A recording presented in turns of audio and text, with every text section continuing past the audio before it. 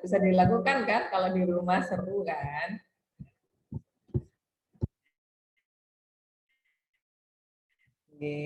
Insya Allah itu salah satu contoh. Nanti kalau pengen tahu video-video yang lain, saya share aja melalui Ustaz tadi, Salahuddin. Kalau yang TK di Jepang, kita bisa meniru di beberapa sisi sih. Memang tidak semua secanggih Jepang.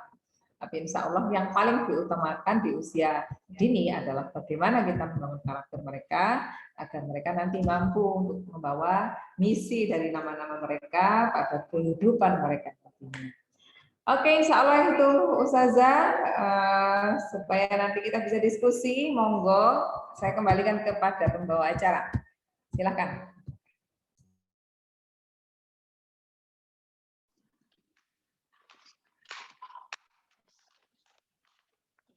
Terima kasih Ustazah Hamdia atas pemaparannya. Untuk selanjutnya kita akan buka sesi tanya jawab. Ya, untuk sesi tanya jawab pertama kita buka 3 pertanyaan ya Bunda.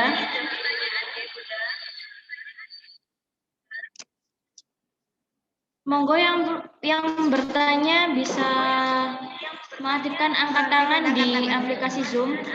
Itu Evi Susilawati.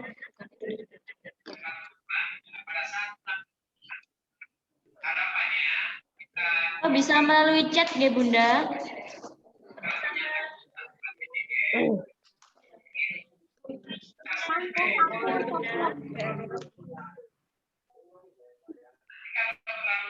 Wah, ini luar biasa, ini juga nama-nama dan artinya tadi juga banyak yang isi. Oh, alhamdulillah. Oh iya, materi PPT ya. Baik, saya.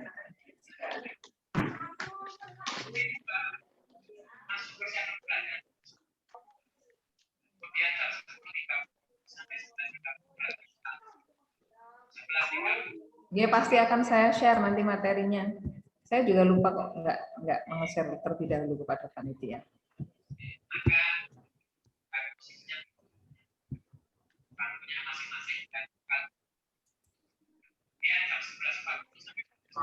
Mohon izin bertanya.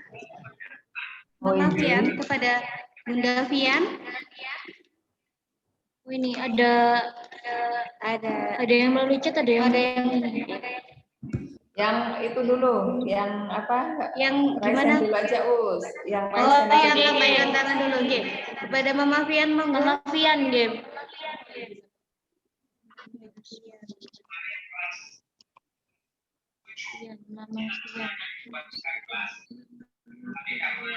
Halo Mama Fian. Mama Fian.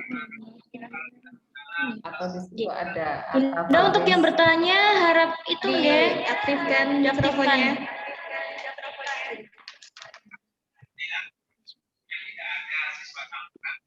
Oh, Mama Alta Fariski. Untuk Mama Alta Fariski sebentar nggih Bunda.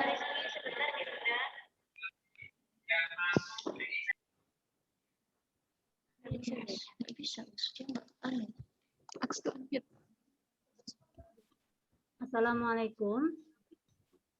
Waalaikumsalam warahmatullahi wabarakatuh. Nggih, Bunda. Waalaikumsalam warahmatullahi wabarakatuh. Misal anak malas makan jika nggak disuapin, apakah itu harus dilanjutkan? Ya. Bunda Fian, bisa sih, Mama nggak disuapin, dia makan, cuman makannya itu agak males-malesan gitu, dan akhirnya agak kurus juga kan. Nah, apakah itu harus diteruskan dipaksa makan sendiri atau gimana mungkin? Proses pendidikan kita itu sebuah proses. Jadi kalau misalnya dia mampunya misalnya separuhnya itu dia bisa mandiri, separuhnya masih dibantu, itu proses Bunda. Jadi tidak langsung yang saya bilang kalau ada jangan disuapin lagi, itu juga harus ada prosesnya. Jadi ketika kita melepaskan anak kita untuk mandiri secara proses, baik itu memakai kaos kaki sendiri, memakai sepatu sendiri, kita harus ajarkan dulu dan kita harus membiasakan dulu supaya nanti anaknya juga tidak kaget, terus kemudian juga tidak terjadi sesuatu yang tidak kita inginkan. Yang tadi contohnya makan itu. begitu. Oh, kalau nggak disuapin, makannya itu lama, terus akhirnya tubuhnya kurus begini, ya harus ada. Nah, kali ini disuapin mama ya, tapi nanti dicoba ya gini, kalau pagi nggak apa-apa disuapin mama, tapi nanti kalau siang begini. Nah, itu proses, Bunda. Jadi kalau kita ingin melepaskan proses kemandirian itu juga harus benar-benar kita yakin bahwa kita sudah melakukan pengajaran itu kepada anak-anak kita sampai dia akhirnya bisa menemukan kemampuan itu secara mandiri. Jadi tidak langsung, karena misalnya habis ini terus berarti saya salah dong, anak saya masih saya suapin. Tidak salah juga, prosesnya saja yang kita lebih siapkan agar nanti anak kita bisa lebih mandiri. Insya Allah begitu, Bunda Fian. Jadi jangan sampai kurus ya anaknya ya. Makasih ya, Us. Injih, sama-sama. Terima kasih Bunda Fian. Untuk selanjutnya ada Bunda dari Altafa Rizky dari TKA.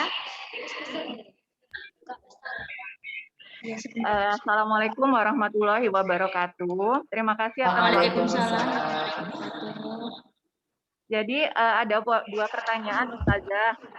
Yang pertama, ini kan sebenarnya saya menyekolahkan anak itu waktu sebelum pandemi itu pengennya mengajarkan dia bersosialisasi.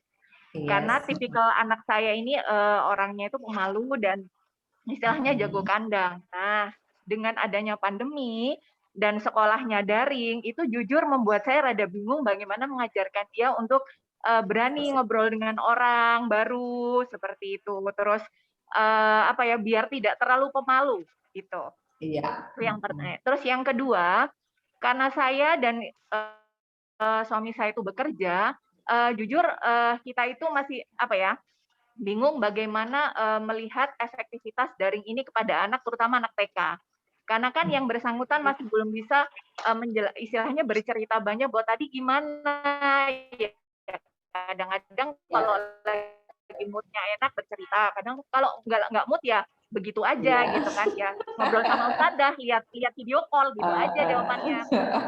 Nah, sementara kan juga kalau misalnya saya nanya sama Mbak di rumah juga Mbaknya mungkin tidak punya kapasitas untuk menjelaskan secara detail seperti itu. Nah, bagaimana caranya saya tahu bahwa anak saya ini selain dari Ustadzah yang menjelaskan ke saya sih bahwa sudah bisa mengikuti, sudah bisa begini gitu. Mungkin ada satu lagi metode Ustazahnya yang untuk khusus mama yang bekerja punya report daily yang kita bisa dapat gitu ya. Hari ini belajar ini kemampuannya sudah middle atau masih low atau sudah on target, mungkin seperti itu Ustazah.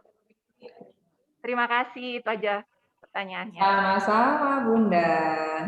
Yang pertama, menjembatani sosialisasi di saat pandemi ini. Memang kalau kita pikir itu susah-susah gampang. Tetapi kita jangan lupa bahwa kanan kiri kita juga punya tetangga. Jadi mungkin sesekali, apapun itu karena kita masih tetap protokol kesehatan ya. Protokol kesehatan kita tetap harus melihat itu juga sebagai satu faktor yang lebih penting kesehatan. Maka kalau targetnya diturunkan saja, biasanya kan gini, kalau ketemu langsung itu anak saya bisa jadi loh, dia akan kenal itu sampai 5 temannya, terus kemudian gurunya juga pasti akan diajak komunikasi yang sangat ini. Nah, kita saja yang merelakan diri untuk baiklah di 1 bulan ini tidak usah 5 teman, cukuplah 1 teman, kita kemudian janjian sama si Bunda yang lain pun ini biar anak-anak kita bisa coba cerita kita saja yang kemudian kita sedikit turunkan. Karena kami juga di lembaga pendidikan, target kami semuanya juga kudune dimudune, harusnya diturunkan. Misalnya dulu kita bisa melihat kemampuan anak membaca itu 5 indikator. Di masa pandemi jangan sampai 2 saja bisa dikuasai anak, itu sudah berkah untuk kita semua. Nah, berarti ada yang perlu kita turunkan supaya kita nanti juga nggak merasa, wah anak saya nggak bisa sih, kok anak saya tambah punya masalah ya di pandemi ini. Berkah pandeminya nanti jadinya menjadi hilang semua. Gitu. Itu yang pertama. Sehingga kalau kami di sekolah kami juga mengadakan satu program phone a friend. Jadi menelpon teman, itu pun kami dampingi. Jadi tetap oke, kita hari ini akan menelpon Lala ya. Lala, gimana kamu? Oh iya, aku baik. Oh kalau itu masih belum bisa ngomong. Kalau Ustazah yang cerita, kalian kalau misalnya suka, kalian anggukkan kepala ya. Nah, cara-cara itu komunikasi saja yang dibangun. Harapan kita itu nanti ketika mereka sudah nyaman di situ, maka akan terbangun nantinya. Sekali lagi target harus diturunkan. Wajib diturunkan biar kita tidak stres. Kalau kita stres, anak kita yang lebih stres gitu.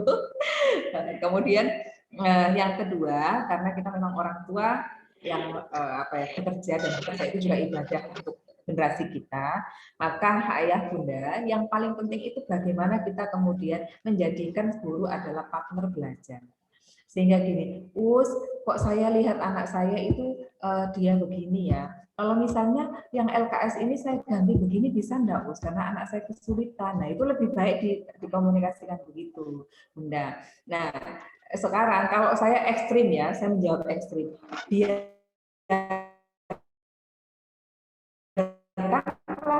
kalau bagi orang tua yang masih bekerja, yang memang harus berjuang bekerja, biarkanlah urusan-urusan kemudian membangun itu dengan kurikulum, sudah percayakan saja kurikulum kepada sekolah. Bagian bunda di rumah adalah yang kayak tadi itu main-main aja. Targetnya nggak usah muluk-muluk, main, biar dia nyaman dengan kita, kemudian nanti bisa cerita dengan kita, itu yang dibutuhkan. Bunda sudah nggak perlu ngajari lagi dia ini apa, biar apa, cewek sudah nggak usah, itu bagiannya orang lain saja. Gitu. Jadi bagian kita adalah memberikan rumah yang surga, memberikan rumah itu bahagia, anak bisa nyaman di rumah, bisa nyaman dengan kita. Insya Allah begitu. Tapi kalau misalnya kepingin tahu setiap harinya target seperti apa, saya kira nanti teman-teman di sekolah yang insya Allah tahu solusinya. Insya Allah begitu. Terima kasih ya Bunda ya. Oke, sama-sama.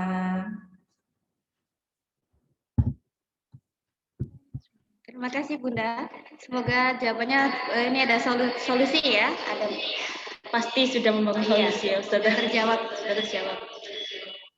Untuk pertanyaan yang ketiga di sesi pertama yaitu dari chat di Zoom dari Mama Zoya, Umi Zoya.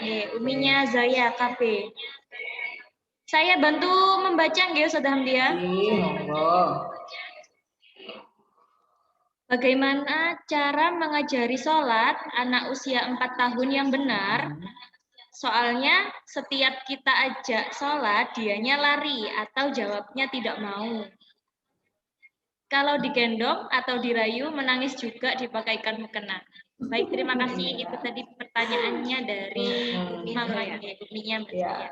Baik, Umi Zoya, Rasulullah saja ngajarin sholat yang benar itu di usia 7 tahun, Umi. Jadi kalau di usia 4 tahun itu bagaimana dia tahu aja waktunya sholat. Mama hari ini, Mama waktunya sholat duhur, kamu ikut apa enggak? Ya sudah, ikut, alhamdulillah. Ya ikut, jangan terlalu dipaksa dulu. Yang benar-benar yang harus kita fokuskan adalah anak kita tahu bahwa ibundanya sholat dengan baik dan benar, ayahandanya sholat dengan baik dan benar, maka itu yang akan menjadi referensi bagi anak kita. Nah, sehingga kalau kemudian bisa kok anak ternyata melihat kita, kebiasaan kita kok sudah dia, oh ayahku orang yang baik, dia sholatnya tepat waktu, ibuku juga keren, karena setiap kali ada adzan ibu langsung begini, itu sudah cukup di usia 4 tahun itu. Tetap kita belikan mukena. Saya juga begitu, saya belikan mukena. Bahkan saya tanya sama ponakan saya yang usia 4 tahun, kalau misalnya kamu dikasih dia mukena, maunya warna apa? Dia jawab pink, ya sudah saya belikan pink. Oh ini loh mukena yang kamu suka, ayo dipakai yuk gitu. Ya dia paling ikut saya sholat 4 rakaat itu ya 1 rakaat selesai dia terus jalan kemana ya sudah, tidak apa-apa. Yang penting kita menyampaikan informasi terkait sholat itu tidak berat. Kemudian kita sendiri menjadi contoh yang terbaik bahwa dia bisa melihat ibundanya sholat dengan baik, ayahandanya sholat dengan baik. Nah, kalau saya sih selama usia mereka golden age ini dirayu itu kembali lagi dirayu bukan dengan caranya begini loh Bun.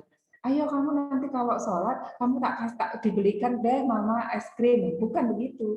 Tapi malah kemudian mama ini loh merasa kalau mau sehat itu sholat.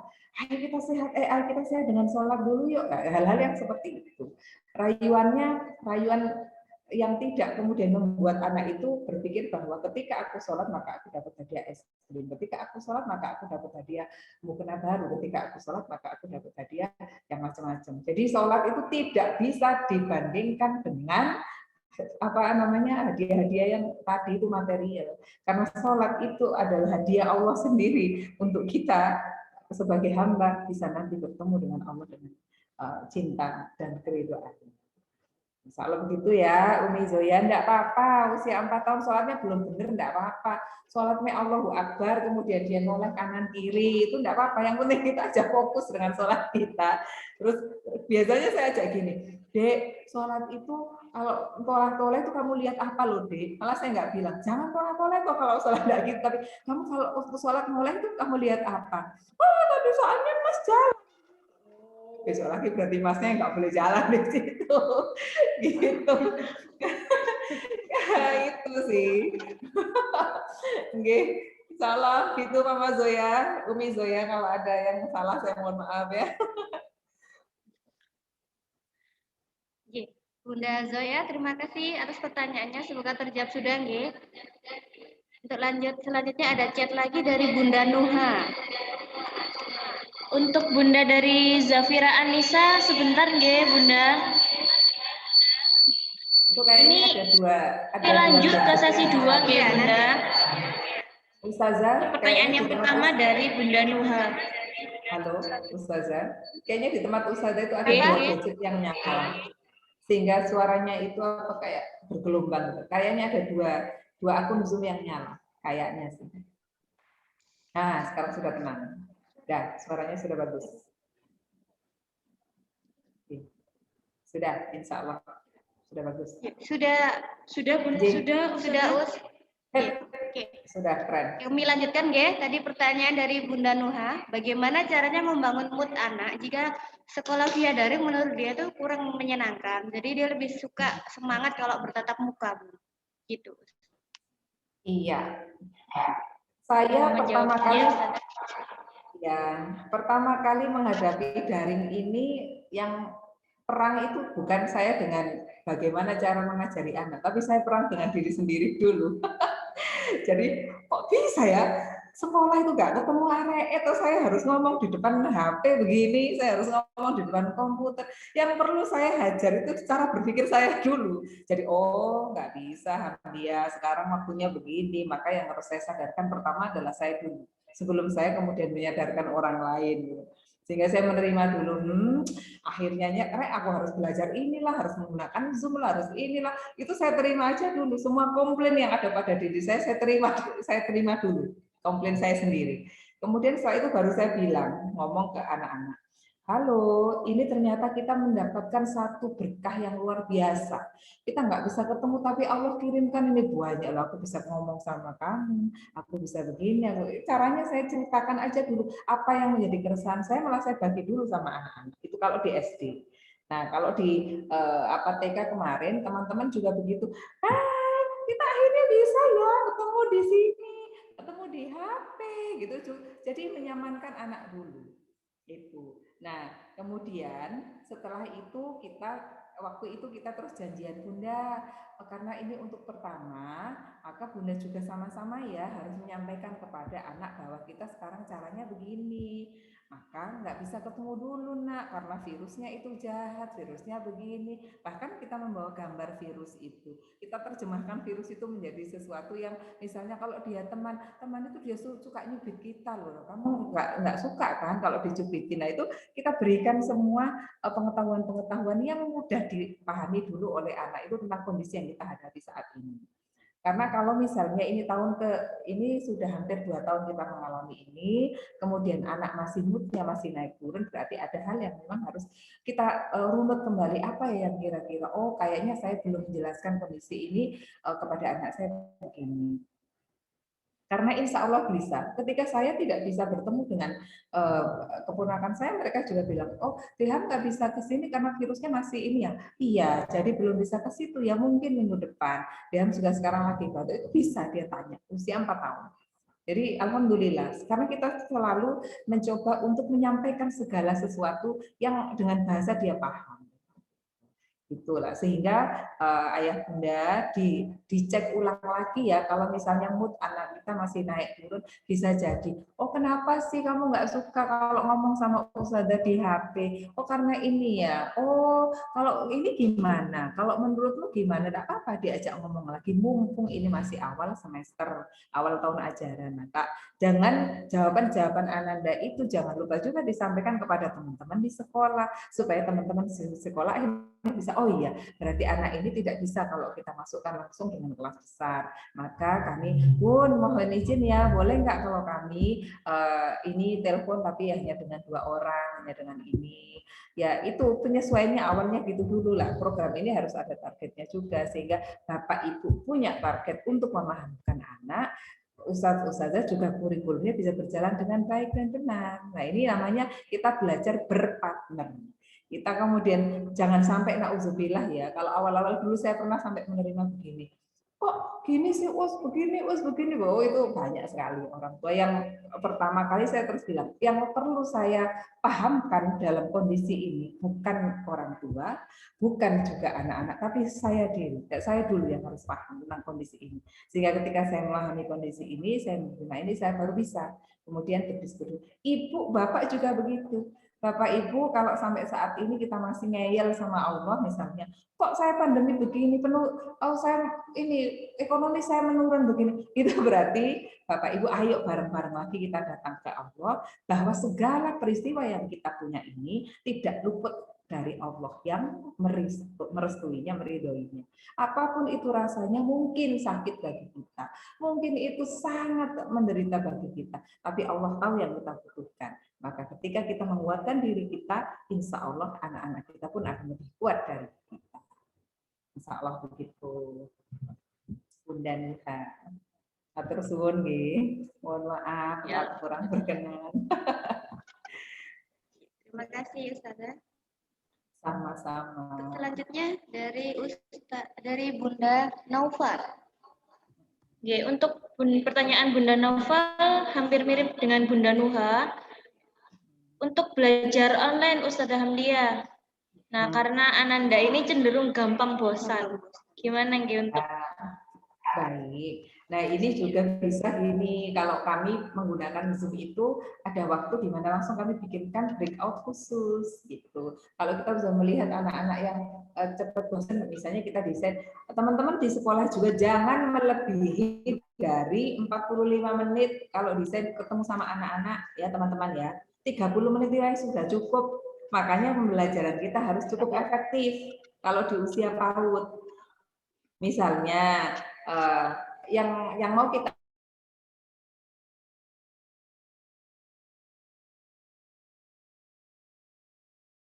ini, sehingga nanti ketika kita ketemu anak-anak itu cukup 30 menit, wes itu paling enak. Lebih dari 30 menit biasanya mereka sudah bingung mau nyari apa ya, ada pulpen di pasar, di bawah pulpen ada ini, semuanya pasti akan bingung.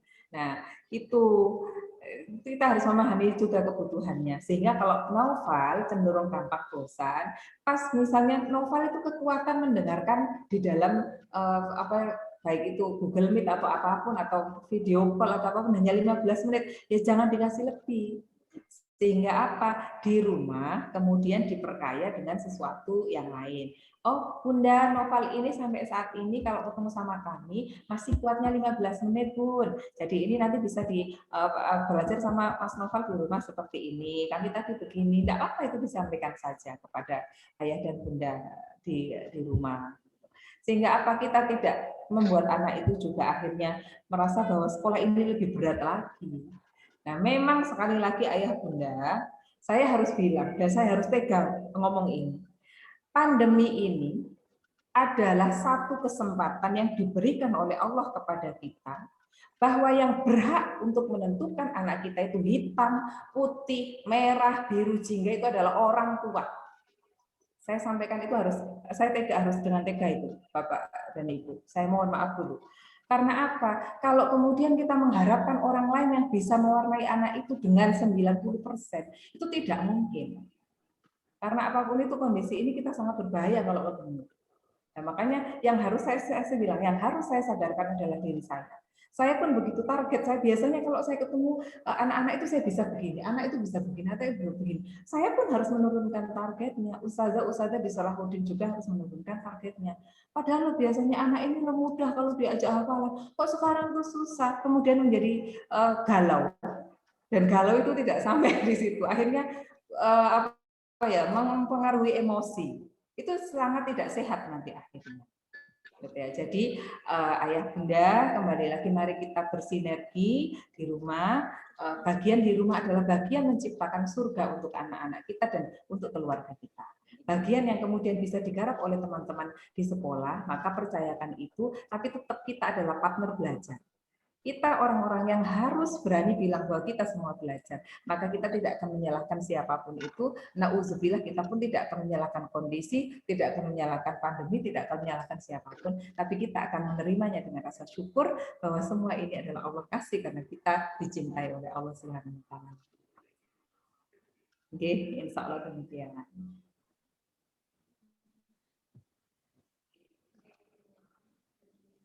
Alhamdulillah, terima kasih jawabannya Ustazah Hamdia. Semoga terjawab nih pertanyaannya dari bundanya Naufal. Oke, teman-teman Oke, juga untuk harus selanjutnya ya, teman-teman. untuk Bunda Zafira Anissa. Oke. Baik, terima kasih atas kesempatannya. Assalamualaikum. Oke, monggo dilanjutkan. Waalaikumsalam, Bunda Zafira. Saya izin bertanya, ini dengan keterbatasan waktu dan situasi kan akhirnya saya juga lebih jarang ketemu dengan anak saya sehingga di rumah banyak yang megang termasuk dengan sepupu yang mungkin saya juga ada keterbatasan untuk ikut mengatur cara mereka mengajari anak saya. Jadi di akhir-akhir ini tuh jadi anak saya sering tertarik dengan video review game di YouTube, hal-hal yang menurut saya kurang ada manfaatnya. Tapi dengan melihat bahwa anak saya senang, di samping itu saya juga ingin bertanya gimana caranya saya menanamkan ketauhidan itu ke anak saya tanpa menghilangkan kesenangannya dia. Jadi harapan saya anak saya senang, saya juga nyaman sehingga anak saya bisa mendengarkan saya karena dia ikut nyaman dengan saya dan saya nggak ngelarang kesenangannya dia gitu. Salah satu solusinya kemarin saya sempat cari video tentang tauhidan anak, harapannya anak saya tertarik, tapi karena mungkin lebih menarik yang menonton tentang game, jadi itu yang ingin saya tanyakan, gimana cara menggabung keduanya itu tadi. Terus banyak juga pertanyaan tentang ketauhidan yang mungkin agak sulit dijawab sesuai dengan usia anak saya yang umur 5 tahun itu. Kadang suka nanya, gimana Allah melihat kita, kenapa kita nggak bisa lihat Allah, kenapa kita harus menyembah Allah, manfaatnya apa kalau kita sholat gitu. Karena saya juga berharap mereka ibadah tanpa paksaan gitu. Jadi mungkin next time ada tips atau referensi dari ustazah atau dari sekolah gimana cara orang tua untuk menanamkan tauhid dan ngobrol tentang tauhid yang sangat luas ini dengan anak usia 5 tahun yang bisa diterima sama pikirannya gitu Ustazah. Ini kritis banget ini berarti putranya Bunda Zafira. Kritis banget ini. Bersyukur dulu bahwa putra kita kritis. Alhamdulillah sama-sama. Ini pertanyaannya berat banget ini. Bisa. Pertanyaannya sangat berat. Tapi kalau saya baca di banyak referensi, bahkan Rasulullah sendiri menyampaikan kepada kita bahwa untuk mengajarkan cinta sama Allah, mereka harus lihat orang tuanya dulu. Bener nggak sih mamaku itu cinta sama Allah? Wujudnya cinta sama Allah itu apa ya? Macam-macam. Gitu. Jadi ketauhidan itu yang di usia ini, yang tadi saya bilang 0 sampai 2 tahun itu adalah kepekaannya berada di dalam pendengaran. Maka perdengarkanlah kisah-kisah yang baik, perdengarkanlah ayat-ayat yang baik, perdengarkanlah kemudian hal-hal yang mau kita masukkan kepada mereka memorinya dengan baik melalui pendengaran itu. Berikutnya pada usia 2-7 tahun itu keteladanan orang tua yang dilihat melalui peristiwa di mata anak-anak kita. Jadi kalau kita mau mengajarkan jangan marah, tapi kita setiap hari wajahnya kita marah ya anak juga bingung. Ibuku itu baik, ngasih aku makan. Ibuku itu juga baik, beliin aku baju. Tapi ibuku juga marah, berarti marah itu baik. Akhirnya kesimpulannya kan begitu ya. Nah, sehingga keteladanan itu yang perlu kita tinggikan dulu di usia mereka untuk ngomong masalah tauhid. Kalau misalnya ada pertanyaan-pertanyaan, kenapa sih Ma kita itu kok harus sholat? Nah, sholat itu kalau saya selama pengalaman, yang pertama kali saya sampaikan adalah efek yang bisa dia rasakan, yaitu efek fisik dulu. Ya, saya cari bahan-bahan untuk menceritakan bahwa ternyata gerakan ini tuh begini efeknya, ini begini, dan insya Allah para ahli itu sudah melakukan banyak penelitian dan itu bisa jadi referensi kita. Nah, Bunda, ketika kita memiliki anak yang sangat cerdas begini, itu adalah berkah. Nah, kecerdasan ini memang harus didukung juga oleh seluruh kanan kirinya itu sama persepsinya. Visi misi keluarga juga sama. Mau dia sama sepupu, mau dia sama suami kita, sama orang tua kita, itu semua visi misi keluarga harusnya sama, meski bentuknya berbeda. Nah, biasanya ini ada dalam bahasa psikologi itu ada namanya Peter Pan sama Cinderella syndrome. Nah, si Cinderella itu adalah seorang gadis yang awalnya hidup di keluarga yang dia memang nyaman, ada ayahnya, ada ibunya, dua-duanya saling mencintai dia dengan baik. Tapi kemudian ketika ibunya tidak ada, ayahnya menghadirkan satu sosok ibu baru, dan sosok ibu baru ini merusak betul dengan tatanan kehidupan yang dia punya. Akhirnya anak ini menjadi Cinderella. Cinderella itu apa? Dia nanti ketemu dengan siapapun yang sosoknya seperti ayahnya, maka dia bisa trauma di situ. Nah, jangan sampai kita menciptakan trauma-trauma begitu. Apalagi Peter Pan, anak laki-laki, tapi digambarkan sebagai lelaki yang tidak mau dewasa, karena dia lebih suka bermain, lebih suka ini. Akhirnya, dan itu bisa jadi satu, kita terlalu memanjakan anak, dan kita tidak bisa berkomunikasi dengan baik dan jelas pada anak kita. At-taqwa wa qaulan sadida. Baliknya ke situ kalau ngomong masalah tauhid. Jadi segala sesuatu yang kita berikan, misalnya yang tadi itu Ibunda sudah menyampaikan bahwa saya nggak bisa mantau karena di sana saya juga begini. Nah, ini kita yang harus, berarti persoalan kita adalah bagaimana kita bisa saling menguatkan, mendukung di antara dari persepsi keluarga harus sama dulu, visi-misi keluarga harus sama dulu. Ketika kemudian kita punya sekolah, ya berarti sekolah sudah dianggap sebagai satu keluarga, sebagai satu partner untuk belajar bersama, maka itu kita saling menguatkan dulu. Urusan nanti ketika konsep ketauhidan itu sudah dilihat, sudah didengar dengan baik, dan sudah dilihat dengan nyata bahwa gurunya juga pintar ngaji, gurunya juga baik, dia senyum setiap hari, orang tuanya juga sama, maka ketauhidan itu akan masuk di dalam anak itu secara alami. Tauhid itu tidak hanya harus cinta saja sama Allah, tapi hal-hal yang melingkupi itu dia sadar bahwa nasi ini loh ternyata tidak hanya petani yang mendatangkan nasi ini. Karena apa? Ini nasi ini dari Thailand. Thailand itu ada transportasinya begini, itu boleh menjadi satu tema. Memang Bapak Ibu, tantangan di usia PAUD itu adalah yang jadi guru utama itu memang Bapak dan Ibu. Jadi kadang-kadang apapun yang kami berikan di sekolah, kalau Bapak dan Ibu bilang saja yang bertentangan dengan kami, pasti Bapak Ibu yang didengar.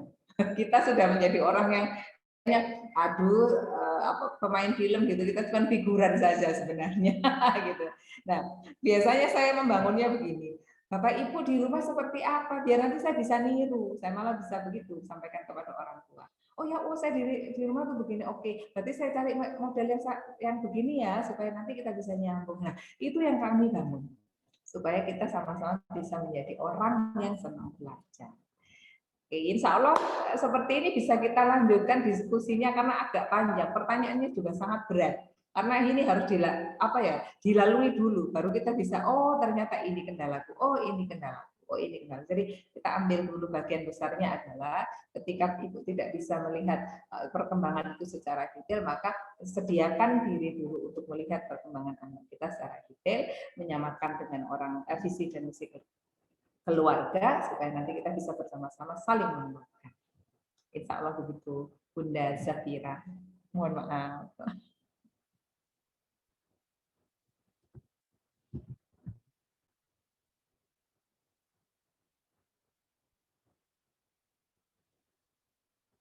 Halo.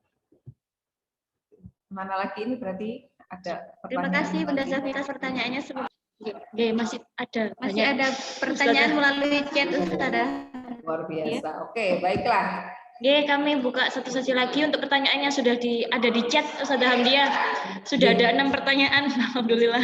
Tapi ada pertanyaan yang hampir serupa Ustazah, jadi kita nanti kami sudah jadi yang agak beda ya. Oke, baik. Oke. Yang pertama dari Bunda Umi Hasanatul. Ini gimana cara mensimulasi Ananda untuk menjadi seorang hafizoh? Sementara Ananda usianya baru 1,5 tahun, Ustazah.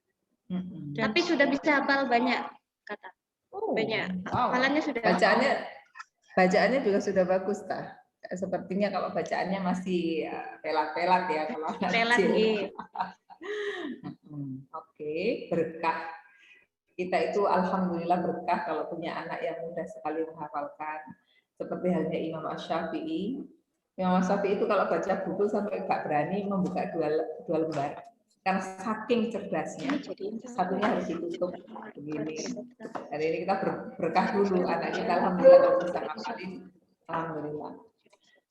Nah, kalau kita pengen anak kita jadi hafidz, ya memang dari pertama kita harus diskusi sama pasangan kita juga, benar nggak kalau pasangan kita juga menginginkan bahwa anak kita jadi hafidz dan hafidz. Kalau sudah sama, ya alhamdulillah, berarti harus dua orang ini harus saling menguatkan.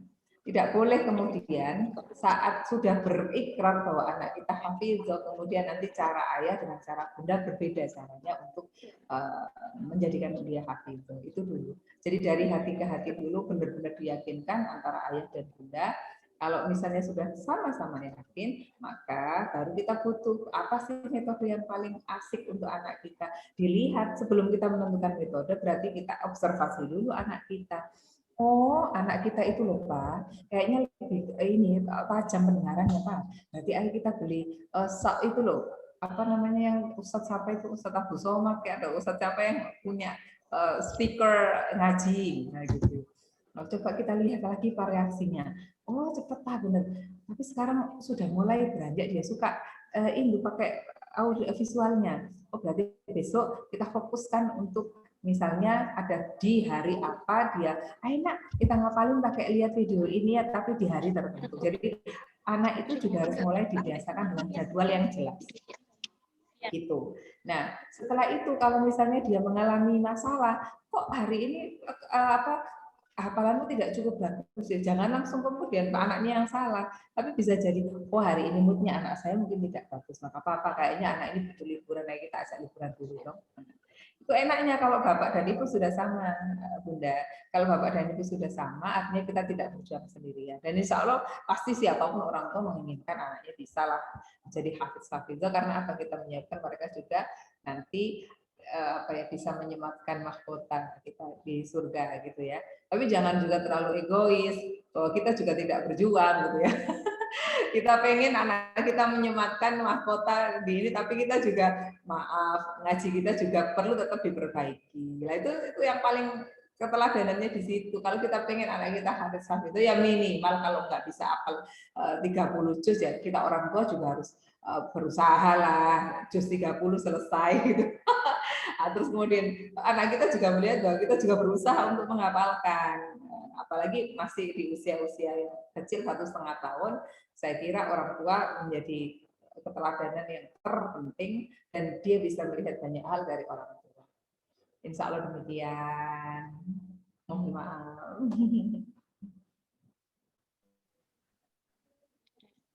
Alhamdulillah, terima kasih Ustazah Hamdia atas jawabannya. Semoga pertanyaan dari Bunda Umi Hasanatul tadi terjawab, nggih. Untuk pertanyaan berikutnya, berkaitan Ustazah antara pertanyaan dari Bunda Calista, Bunda Mita, dan bundanya Alula. Oke. Nah, ini untuk cara saat anak-anak itu bermain, Ustazah. Jadi caranya berbagi, terus mainannya itu agar mereka itu tidak berebut. Nah, terus ada misal saat bermain, ini ada anaknya yang nakal atau temannya sendiri yang nakal. Jadi waktu mainan ada anak yang nakal, anaknya sendiri atau ada tetangganya sendiri yang nakal. Dan kalau salah itu tidak mau minta maaf. Jadinya marah yang ini yang satunya gitu. Untuk cara mengontrol emosi anak-anak ini bagaimana, Ustazah? Iya, cara mengontrol emosi, pertama emosi kita yang harus dikontrol, jadi kita tidak cukup marah. Tadi kan sudah ada satu penelitian dan sudah saya sampaikan di slide bahwa anak-anak kita ini belum bertanggung jawab atas moral mereka. Yang bertanggung jawab atas moral mereka adalah kita para orang tua dan para gurunya di sekolah. Sehingga ketika mereka melakukan satu kesalahan, kita tidak bisa langsung menyampaikan bahwa itu salah. Misalnya, kenapa tadi kok mukul temanmu? Iya, kamu berarti marah ya? Iya, soalnya mainanku diambil. Oh, terus kalau misalnya kamu yang ambil mainan temanmu, kamu juga marah. Dinyamankan dengan itu dulu, sehingga akhirnya dia, oh oke, berarti temanmu harusnya minta maaf ya berarti ya. Iya ya sudah kita coba ya, tapi nanti kalau dia belum mau minta maaf, ya kamu nggak usah ini, berarti kamu yang lebih hebat, soalnya kamu sudah bisa ikhlas, meskipun temanmu nggak minta maaf, tapi kamu sudah memaafkan. Nah itu yang kemudian pembelajaran karakter plus dia tahu betul bahwa dia bisa mengatasi masalah, karena kita orang tua juga bisa mengatasi masalah kita dulu. Nah, memang agak sulit, mudah untuk saya ucapkan, tapi saya pun terpontang-panting untuk melakukan ini secara konsisten. Dan kenapa saya juga berani menyampaikan ini di forum-forum yang saya diajak diskusi, karena saya pun masih menyediakan diri untuk belajar.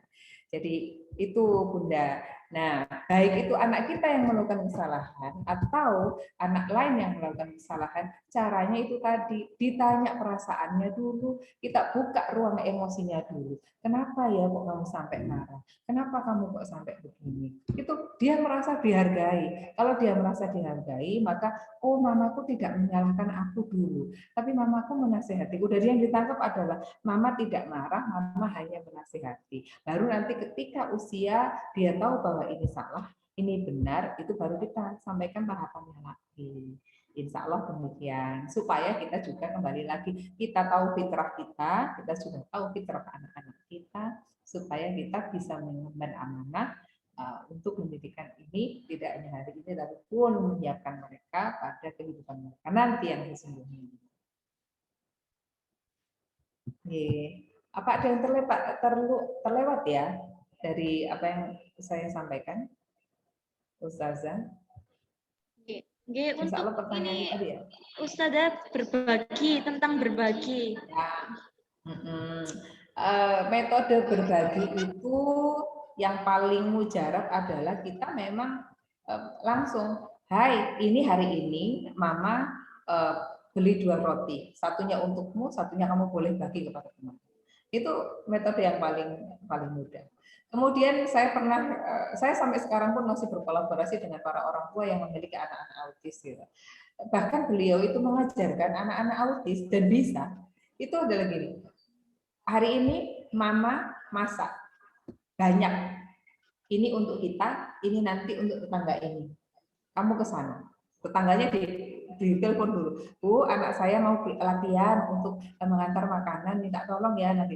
Jadi menghubungi tetangga-tetangga, bertetangga dengan baik dulu ibu bapaknya, kemudian anaknya baru bisa diajari untuk bisa kemudian menjadi tetangga yang baik, dan tetangga yang baik contohnya salah satu berbagi itu. Nah, berbagi itu tidak hanya berbagi makanan, nak. Nanti kalau misalnya ada temanmu yang jatuh, kamu berbagi apa kebaikan, nolongin dia.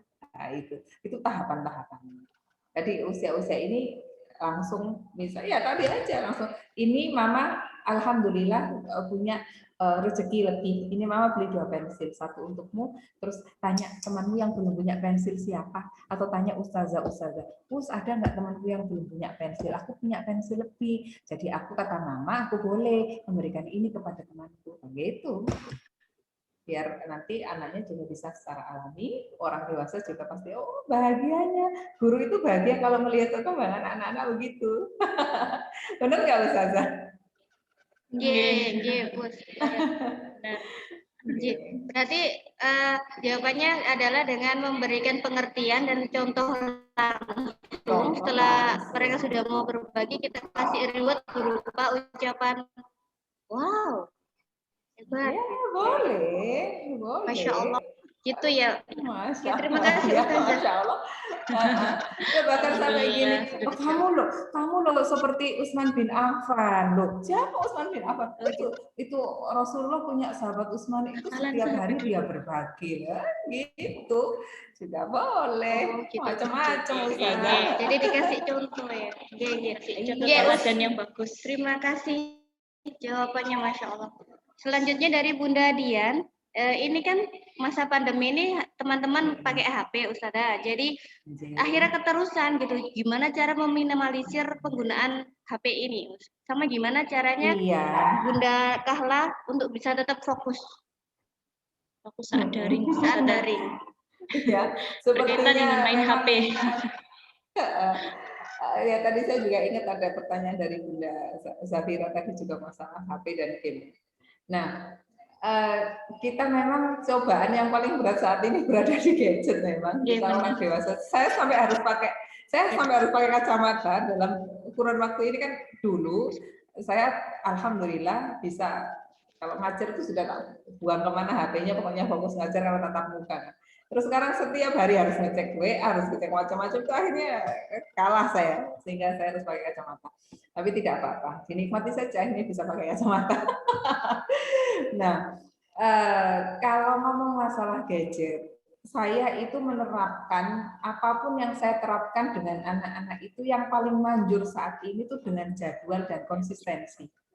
Bapak, Ibu, dan Ustazah. Dan kita yang memang harus bisa jadi raja tega. Artinya begini, kita bersepakat dengan anak apa, yaitu yang harus kita konsistenkan di situ. Gitu. Jadi ada orang tua juga yang saya sampai usul begini, Ibu Bapak, kalau pengen kita terbebas dari ini, Bapak Ibu nabung nggak apa-apa, nabung dulu. Ketika dia belajar, maka mending pakai laptop.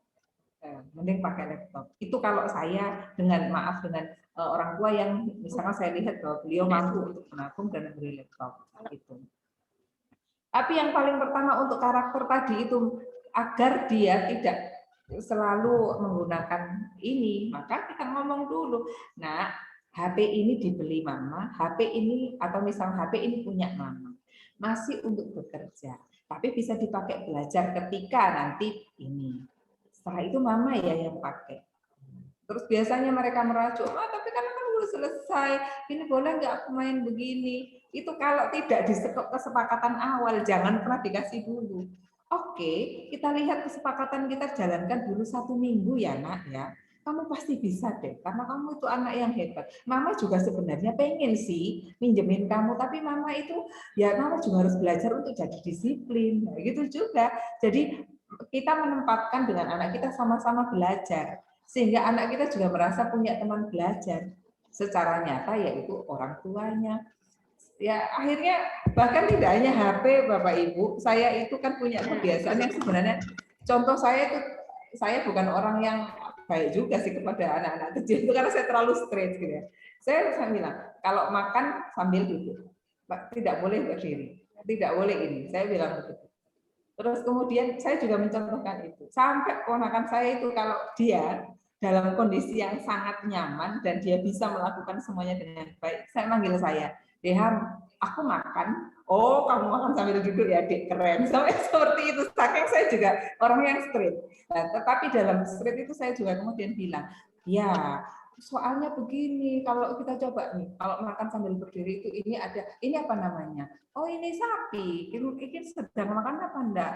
Iya makan, berarti kalau kita makannya nanti sambil berdiri bisa kayak ini dong, itu bagus apa enggak? Loh dia lo nggak pakai baju. Akhirnya saya ke street, sikap saya yang sangat disiplin itu, saya barengilah dengan kemudian cerita-cerita. Saya benar-benar belajar lagi untuk mengambil banyak sekali buku-buku yang kemudian bisa kita diskusikan bersama. Bapak Ibu sekali lagi jangan pernah underestimate dengan usia PAUD ya. Itu anak-anak usia PAUD itu jangan dikira mereka tidak paham dengan apa yang kita rasakan. Jangan mereka dikira tidak paham dengan apa raut muka kita. Mungkin dengan kalimat yang panjang malah tidak paham, tapi dengan wajah kita yang senyum itu mereka lebih paham. Nah, saya biasanya kalau sudah tidak setuju cuma diam saja, dia udah tahu. Saya tidak perlu ngomong. Gitu. Nah, akan lebih mudah bagi anak-anak itu melihat emosi kita. Makanya kita beri ruang emosi. Kalau kita bisa mengelola emosi kita, orang dewasa bisa mengelola emosi terlebih dahulu, maka anak akan mudah berangkat bersama kita untuk berkolaborasi dalam pendidikan. Nah, kalau sekali lagi Bapak Ibu, tidak ada sesuatu yang manjur saat ini yang bisa saya terapkan kecuali benar-benar saya juga pada jam ini sampai 5 menit ya saya bilang 5 menit. Bahkan saya alarm. HP ini boleh dipinjam 5 menit, alarm sudah saya set, sudah ada suara alarmnya maka diambil.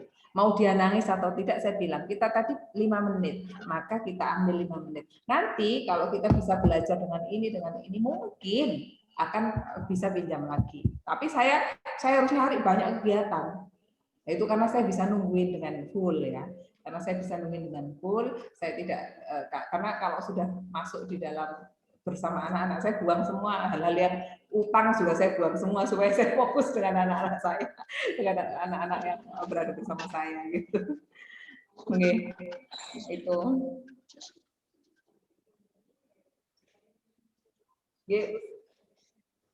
Alhamdulillah selesai Dok, sudah pertanyaan dari bunda-bunda semua dan sudah terjawab semuanya ya oleh Ustazah Hamdia. Alhamdulillahirrahmanirrahim.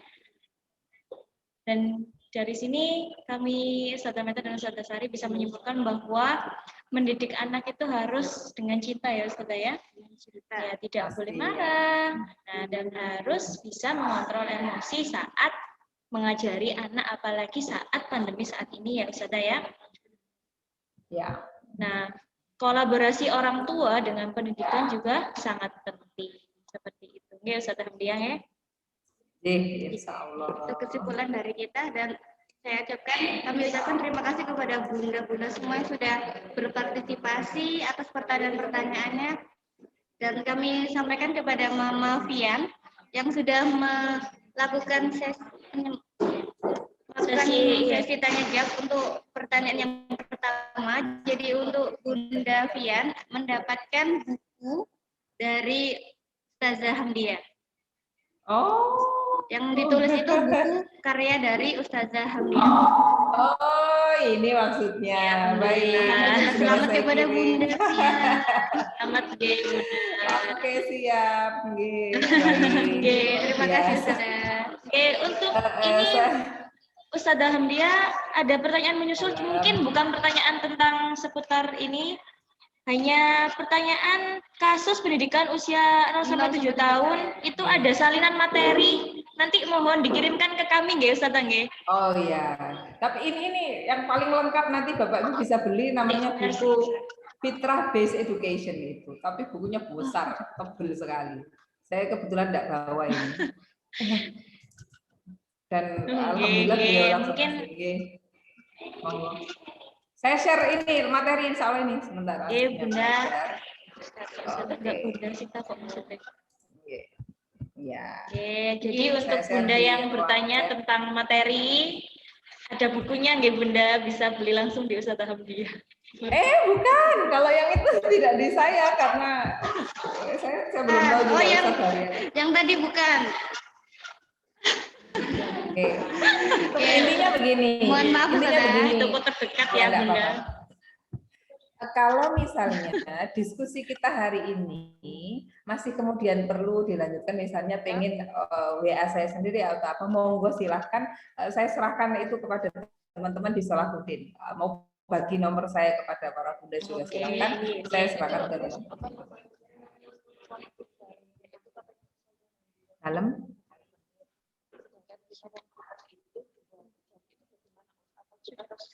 Oke, terima kasih Ustazah Hamdia atas materi yang disampaikan hari ini, juga para bunda semuanya yang sudah berpartisipasi hari ini.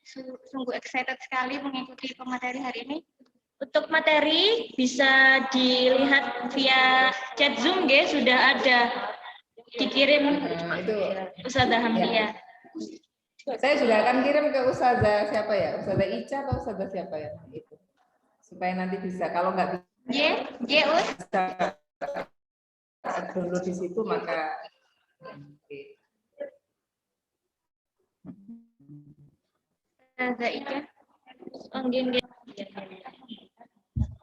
Sebagai tambahan, kami juga akan memberikan hadiah mainan edukasi untuk bunda-bunda yang bertanya sudah terpilih oleh kami, jadi nanti mendapat hadiah, Bun. Nanti akan dihubungi lagi oleh panitia. Terima kasih bunda semuanya. Sekarang untuk acara selanjutnya yaitu penutup ya bunda. Mari kita bersama-sama membaca surat Al-Asr dan Kafaratul Majelis. Bismillahirrahmanirrahim. Wal 'asr. Innal insana lafi khusr illal ladzina amanu wa amilus solihati wa tawashaw bil haqqi wa tawashaw bis sabr. Subhanakallahumma wa bihamdika asyhadu an la ilaha illa anta astaghfiruka wa atubu ilaik. Saya Ustazah Sari Dan saya Ustazah Fitra. Minta maaf. Assalamualaikum warahmatullahi wabarakatuh. Sampai jumpa. Waalaikumsalam. Mohon maaf ya Bunda dan Ayah, terima kasih untuk hari ini. Terima kasih Ustazah. Assalamualaikum. Waalaikumsalam. Saya live ya.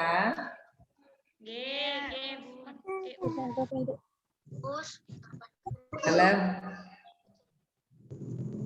Halo apa? Sudah kan? Boleh live kan saya ya? Gimana? Sudah. Oh gitu. Ya oke. Lihat, aku tadi baru mau ngomong jilbab kita sama ternyata hari ini. Oke, dadah. Assalamualaikum. Alhamdulillah. Waalaikumsalam.